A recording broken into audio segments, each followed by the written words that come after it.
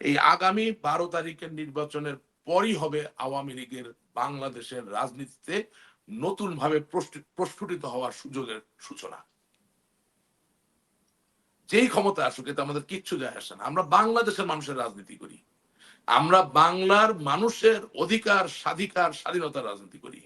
রয়টার্সে তারেক রহমান বলেছেন যে শেখ হাসিনার সন্তানরা বাংলাদেশে এসে রাজনীতি করতে পারবে যদি জনগণ চায়। আচ্ছা, আমি আপনার অনুষ্ঠান আজকে একটা কথা পরিষ্কার করে বলতে চাই।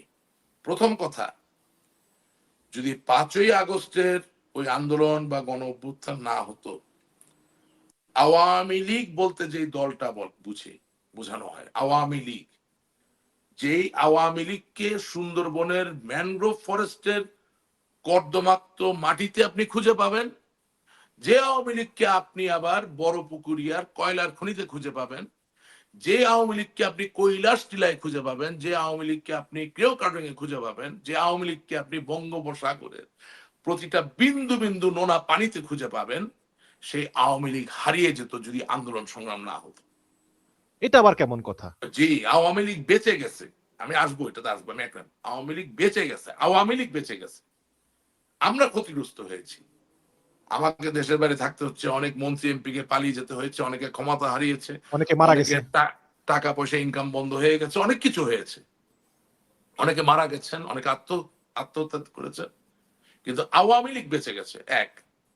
2 নাম্বার, এই আগামী 12 তারিখের নির্বাচনের পরই হবে আওয়ামী লীগের বাংলাদেশের রাজনীতিতে নতুন ভাবে প্রস্ফুটিত হওয়ার সুযোগের সূচনা। যেই ক্ষমতা আসুক এতে আমাদের কিচ্ছু যায় আসে না। আমরা বাংলাদেশের মানুষের রাজনীতি করি, আমরা বাংলার মানুষের অধিকার স্বাধিকার স্বাধীনতার রাজনীতি করি। 5ই আগস্টে যে মিথ্যা প্রতিশ্রুতি, যে আকাঙ্ক্ষা, আশা ভরসা দেখিয়ে যারা এসেছিলেন, এই ডক্টর মোহাম্মদ ইউনূস বা আসিফ নজরুলের কথা বললেন বা আরো যারা ছিল, তারা সম্পূর্ণভাবে ব্যর্থ হয়েছে। আজ ওই 5ই আগস্টের আন্দোলনের উপর ভর করে যে নির্বাচন, প্রহসনমূলক নির্বাচন সংগঠিত হতে যাচ্ছে, সেই নির্বাচনে আমি আর যাই হোক বিশ্বাস করি যে আওয়ামী লীগের প্রাসঙ্গিকতা এবং আওয়ামী লীগের প্রয়োজনীয়তা আরো দৃঢ়ভাবে প্রতিষ্ঠিত হবে। এখন 11 তারিখ, আল্লাহর কাছে দোয়া করি আল্লাহ আপনি 11 থেকে 12 তারিখ আরো দ্রুততার সাথে, অর্থাৎ 60 সেকেন্ডে 1 মিনিট, 60 মিনিটে 1 ঘন্টা না, আপনি আরো দ্রুততার সাথে ওই 12 তারিখ পর্যন্ত আমাকে নিয়ে যান। ওই নির্বাচনের পরেই আওয়ামী লীগের নতুন করে প্রজ্বলিত হওয়ার যেই যাত্রা, অভিযাত্রা, তার সূচনা করবে ইনশাআল্লাহ। এটা মানে আপনি বলতে পারেন যে পরীক্ষাটা শুরু হবে আর কি, নতুন এক পরীক্ষা শুরু হবে।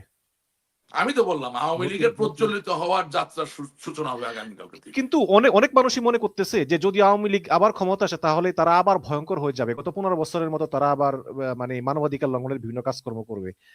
যদিও সেটা সময় দেখা যাবে যখনকারটা তখন। কিন্তু তারেক রহমানের এই যে রয়টার্সকে বলা হয় যে শেখ হাসিনার সন্তানরা রাজনীতি করতে পারবে জনগণ চাইলে, মানে জনগণ যে চায় বা না চায় এটার আসলে বোঝার উপায়টা কি? মনে করেন তারেক রহমান বলছে যে যে সজীব ওয়াজেদ জয় এবং সাইমুল পুতুল রাজনীতি করতে পারবে জনগণ চাইলে। এখন মনে করেন আমি বলতেছি আমি মিশন আমাকে জনগণ চায়, আমি কিভাবে প্রমাণটা আমি কিভাবে দেবো জনগণ যে আমাকে চায়? জনগণ চায় তো আপনাকে। আপনার যদি 2 জন থাকে, একজন সমর্থক আরেকজন প্রস্তাব করে, এটাই জনগণ চাওয়া, অবশ্যই আপনি করতে পারবেন। সংবিধান বা বাংলাদেশের সৃজনে কোথায় বলা আছে যে আপনাকে এতজন জনগণ চাইলে আপনি রাজনীতি করতে পারবেন? অবশ্যই বঙ্গবন্ধু কন্যা জননেত্রী শেখ হাসিনার 2 সন্তানকে মানুষ চায় রাজনীতি করতে, এখানে তো কোনো ডাউট নাই। আমাকে নৌকা মার্কায় 76,000 লোক ভোট দিয়েছিল 2024 সালে। 76,000 লোকের প্রত্যেকটা লোক এক এক করে চায় যে সজীব ওয়াজেদ জয় অথবা সাইমা ওয়াজেদ পুতুল তারা বাংলাদেশের রাজনীতি করবে। এরকম আরো রাশেক নাই বাংলাদেশে? শত শত হাজার হাজার রাশেক আছে। জয় সাহেবের বিরুদ্ধে অভিযোগ আছে যে উনি বিভিন্ন সময় টাকা নিয়ে আমেরিকাতে চলতেন, বিলাসবহুল জীবনযাপন করতেন। যদিও এসব অভিযোগ অন্য নেতাদের বিরুদ্ধে আছে। সাইমুল ওয়াজেদ পুতুলের বিরুদ্ধে অভিযোগ আছে কি ফ্ল্যাট দুর্নীতি বাকি। এখন তারাও কি আসলে, আপনি কি মনে করেন যে পরিস্থিতি অনুকূলে হবে যদি বিএনপি ক্ষমতায় আসে যে তারা বাংলাদেশে এসে তারা রাজনীতি করতে পারবেন? এটা তো বিএনপি জামাতের বিষয় না। বিষয় হচ্ছে যে যদি ওনারা অন্যায় করে থাকে আপনি প্রমাণ করেন।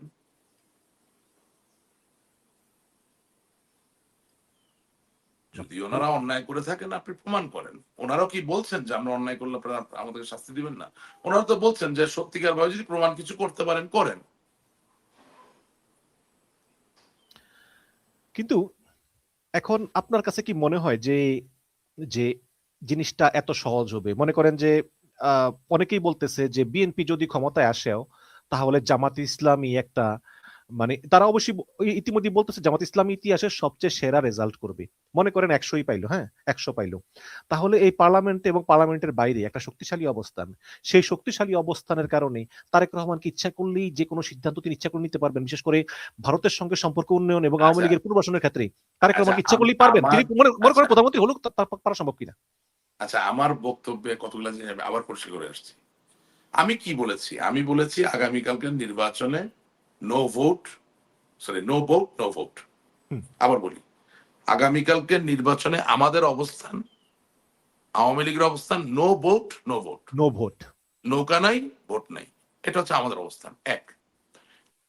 দুই নাম্বার, আগামীকালকের নির্বাচন তো হবে, এটা তো মিথ্যা না, হবে। হবে তো। সেই নির্বাচনে আমি মনে করছি, আমার ব্যক্তিগতভাবে মনে হচ্ছে যে বাংলাদেশ জাতীয়তাবাদী দল বিএনপি সরকার গঠনের জন্য পর্যাপ্ত পরিমাণ সংসদীয় আসনে নির্বাচিত হয়েই উপনীত হবে বাংলার মানুষের সামনে আগামীকালকের নির্বাচন। তিন নাম্বার পজিশন আপনার অনুষ্ঠানে আমি কি বলছি, যে আওয়ামী লীগকে আপনি নির্বাচনে বাদ দিয়ে যে নির্বাচন করছেন সেই নির্বাচন সত্যিকার গণতন্ত্র নয়। পূর্বে আমরা যে অন্যায় বা ভুল করেছি সেটার জন্য আপনি একই অন্যায় ভুলকে সঠিক মনে করতে পারেন না। চার নাম্বার আমরা বলছি যে আমি বিশ্বাস করি যে বাংলাদেশের স্বাধীনতার যে বিরুদ্ধে গুরুত্বপরায়ণ শক্তি, সেই শক্তির অভূতপূর্ব বিজয়ের কোনো সুযোগ নাই। তবে হ্যাঁ, ওই যে 1947 বললেন, তো 1947-এ তার যতগুলো ভোট ছিল তার থেকে এখন সে বেশি ভোট পাবে, সেটার জন্য তো আমাদের ব্যর্থতা আছে। আমি তো সবসময় আপনার অনুষ্ঠানে বলি যে 17 বছর আমরা আসলে মৌলবাদকে সঠিকভাবে ব্যবস্থাপনায় বা হ্যান্ডেল করতে পারি নাই। মনোজগতে, লেখাপড়ায়, মানসিক হৃদয়গত উন্মেষকে মৌলবাদকে মোকাবেলা করার ক্ষেত্রে যতটা কাজে লাগানো যেত সেটা আমরা করি নাই, কারণ কাজটাকে আমরা সিরিয়াসলি নেই নেই। হ্যাঁ, আচ্ছা। আর তারপরে কি বললাম আপনাকে আমি, 5 নাম্বার পয়েন্ট হচ্ছে যে আগামীকালকের নির্বাচনই হচ্ছে আওয়ামী লীগের বাংলাদেশের রাজনীতিতে সদর্পে ফিরে আসার ওই অভিযাত্রার প্রথম দিন শুরু হলো আগামীকালকে থেকে, ঠেকাইতে পারবেন না। 6 নাম্বার, আওয়ামী লীগের ফিরে আসার সাথে তো জনাব তারেক জিয়া বা কোনো ব্যক্তির সিদ্ধান্তের ব্যাপার নেই, তারা নিজেরাও এটা স্বীকার করবেন বলেই বলছেন যে জনগণ চাইলে তো আমার এখানে কিছু বলার নাই। সো জনগণ যখন অবারিত ধারায়, অবারিত প্রবাহ ধারার মতো আওয়ামী লীগকে চাবে এবং বঙ্গবন্ধুর নাতিদেরকে চাবেন, হ্যাঁ তারা বাংলাদেশে আসবেন। কিন্তু দুটা প্রশ্ন আছে আমার মনে। বলেন। এক নম্বর হচ্ছে আপনি বললেন যে আওয়ামী লীগের ফেরার সঙ্গে তারেক রহমানের কোনো সম্পর্ক নাই, কারণ আওয়ামী লীগ ফিরবে তাদের নিজস্ব শক্তিতে।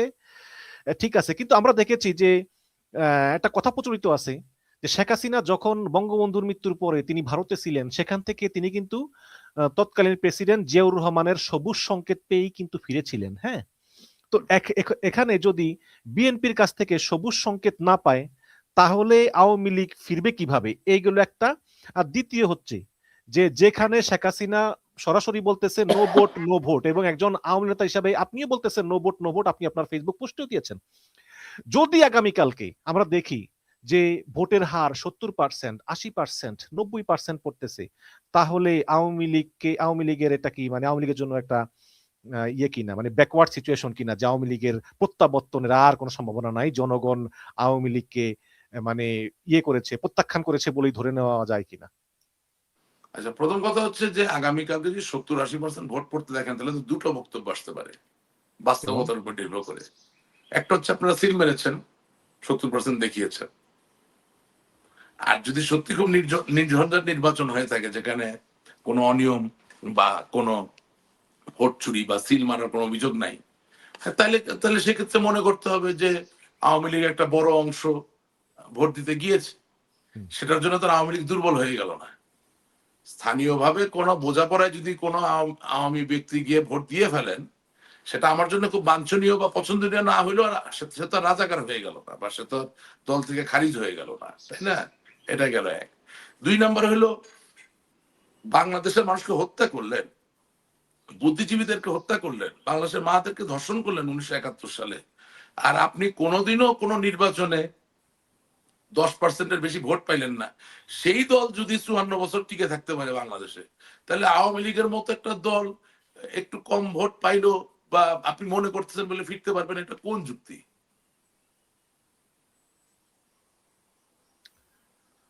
জি, আপনার কথা পরিষ্কার, কিন্তু ফিরতে পারলেও মানে অনেকে বলতেছেন যে out of side out of mind, চোখের আড়াল মানে মনের আড়াল, যে আওয়ামী লীগ অনেকদিন ধরে অনুপস্থিত, প্লাস স্থানীয়ভাবে স্থানীয় আওয়ামী লীগের নেতা কর্মীরা একটা পুনর্বাসনের মধ্য দিয়ে যাচ্ছে। যেমন বিএনপি লোকেরা বলতেছে, আমি অনেক অনেক দেখেছি যে তুমি এতদিন আওয়ামী লীগ করতো, আওয়ামী লীগ কবে আসে না আসে, আসো আমাদের সঙ্গে বিএনপিতে জয়েন করো, বিএনপির ওয়ার্ক করো, আমাদের প্রার্থীর পক্ষে ভোট চাও, এরকম অনেককে আমি দেখেছি। কিন্তু তারা ইচ্ছাই হোক অনিচ্ছাই হোক বাধ্য হয়ে তারা কিন্তু একটা লোকাল রিহ্যাবিলিটেশনের ভিতর দিয়ে কিন্তু গেছে। তো এই বিষয়টা কি মানে আওয়ামী লীগের আবার আগের সেই যুগ আপনি ফিরে আসে? আপনি তো একদম আমাদের মতোই কথা বলছেন। আপনাকে মনে হচ্ছে যে আপনি একজন আওয়ামী লীগের অন্ধকর্মী। কারণ না হলো না না, আমি হ্যাঁ, আমি না, করি আমাদের না। মধ্যে বলছেন। কারণ আমি বলছি কেন? এখানে মজা আছে। আমার হিউমার বুঝতে হবে। আমি তো শুনেন, I come to your programme. আমার হিউমারটা আপনি বুঝেন। আপনি একেবারে আওয়ামী লীগের একজন নিবেদিত প্রাণ অন্ধকর্মীর মতো কথা বলছেন। কারণ আমরা তো 17 বছর ভেবেছিলাম যে বেগম খালেদা জিয়াকে জেলে রেখে দিলে আউটসাইড আউট অফ মাইন্ড হয়ে যাবে। হুম। আমরাও ভেবেছিলাম যে তারেক জিয়া সাহেব 17 বছর লন্ডনে আছে, মামলা মোকদ্দমা রায় টায় হয়েছে, out of side out of mind হয়ে যাবে। তো সবকিছু ভেবে কি বোঝা গেল শেষ পর্যন্ত? হয় নাই। বেগম খালেদা জিয়ার জানাজা দেখে কি বুঝলেন? Out of sight out of mind হয়েছে না আরো বেশি ইন দা মাইন্ড হয়েছে? কোনটা? What did you realise? না এই politics is a different kind of game. না, এই উত্তরটা অনেক জটিল উত্তর দিয়েছেন আপনি। ইয়েস, নট অনলি দ্যাট, প্রেম ভালোবাসায় কাউকে ভালোবাসেন, পত্র প্রেরণ করছেন, হঠাৎ করে তার চাচা মামারা মিলে এমন একটা পরিবেশ তৈরি করলো, পত্র দিতে পারছেন না। ভালোবাসা কি মরে যায় নাকি? ভালোবাসা তো আরো আরো তীব্র হয়। আরো তীব্র হয়। হ্যাঁ। তো এখন আপনি চাপে পড়েছেন, আপনি বলছেন হ্যাঁ ঠিক আছে, আমি অন্য মেয়ে দেখবো, হয়তোবা বিয়ে করতে পারি, আচ্ছা দেখান। হ্যাঁ, ওরকম যে আসেন ভাই, আপনি এখন আমাদের এসে বিএনপির ভোট চান, যে আমাদের ভোট চান। হ্যাঁ ভাই চলেন, উপায় নেই। কিন্তু কবুল কি বলতেছেন নাকি শেষ পর্যন্ত? শেষ রাতে তো পালিয়ে গেলেন মেয়ের কাছে, পালিয়ে গিয়ে ওই মেয়েকে নিয়ে ইলোপ করে পালিয়ে তো বিয়ে করলেন, জীবন সংসার গড়ে তুললেন সুন্দরভাবে। তো একজন রাজনৈতিক নিবেদিত প্রাণ ব্যক্তি যান বাঁচানো ফরজ এমন পরিস্থিতিতে অনেক কিছুই করতে পারে। সেটা দেখে খুব আশান্বিত হওয়ার কিছু নাই, খুশি হওয়ার কিছু নাই। কিন্তু আপনার